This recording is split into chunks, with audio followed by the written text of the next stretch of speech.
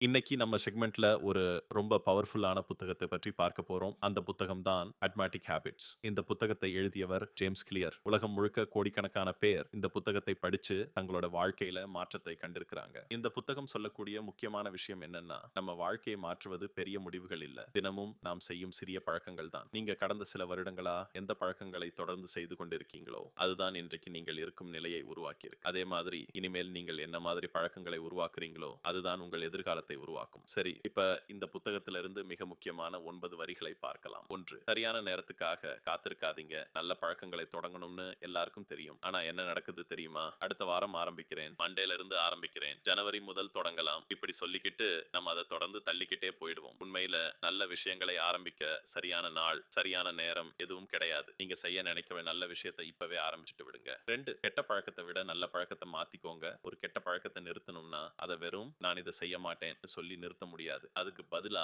வேற ஒரு நல்ல பழக்கத்தை அந்த இடத்துல வைக்கணும். உதாரணத்துக்கு, அதிக நேரம் மொபைல் பயன்படுத்துறீங்களா? அதை குறைக்கணும்னா அந்த நேரத்துல புத்தகம் படிக்கலாம், அல்லது வெளியே நடக்கலாம், அல்ல நண்பர்களோடு பேசலாம். ஒரு கெட்ட பழக்கத்தை அகற்றணும்னா அதுக்கு பதிலா ஒரு நல்ல பழக்கம் இருக்கணும். 3. வெற்றி ஒரே நாள்ல வராது. வெற்றி அப்படிங்கிறது ஒரு நாள் நடந்த அதிசயம் இல்ல. அது தினமும் செய்யும் சிறிய முயற்சிகளின் சேர்க்கை. உலகத்துல பல பெரிய வெற்றிகளுக்கு பின்னாடி பல வருடங்களாக நடந்த பயிற்சி இருக்கு. அதனால வெற்றியை தேடாதீங்க. நல்ல பழக்கங்களை தொடர்ந்து செய்ய ஆரம்பிங்க. வெற்றி தானாக வரும். 4வது, இலக்கை விட சிஸ்டம் முக்கியம். பலர் சொல்றது என்னன்னா, ஒரு பெரிய இலக்கு வைங்கள்னு. ஆனா இந்த புத்தகம் சொல்லுவது என்னன்னா, இலக்கை விட அதை அடைய உதவும் சிஸ்டம் தான் முக்கியம். உதாரணத்துக்கு, ஒரு நல்ல கிரிக்கெட் வீரராக ஆகணும்னா தினமும் பிராக்டிஸ், ஃபிட்னஸ், டிசிப்ளின் இவை எல்லாம் இருக்கும். இந்த மாதிரி ஒரு சரியான சிஸ்டம் இருந்தா வெற்றி தானாக வரும். 5. கோல் திசை காட்டும். சிஸ்டம் முன்னேற்றம் தரும், இலக்கு இருக்கணும். அது சரி. ஆனா அந்த இலக்கை அடைய ஒரு திட்டம் இருக்கணும். நீங்க ஒரு நகரத்துக்கு போகணும்னு நினைச்சா அங்க எப்படி போகணும் என்ற திட்டம் தேவை. அதே மாதிரி வாழ்க்கையிலும் கோல் பிளஸ் சிஸ்டம் இரண்டும் சேர்ந்தால்தான் முன்னேற்றம். 6. 3 நாட்களுக்கு மேல் பிரேக் எடுக்காதீங்க. நாம் ஒரு நல்ல பழக்கத்தை தொடங்கினால் சில நாட்களில் பிரேக் வரலாம். அது நார்மல் தான். ஆனா முக்கியமான விஷயம் என்னன்னா,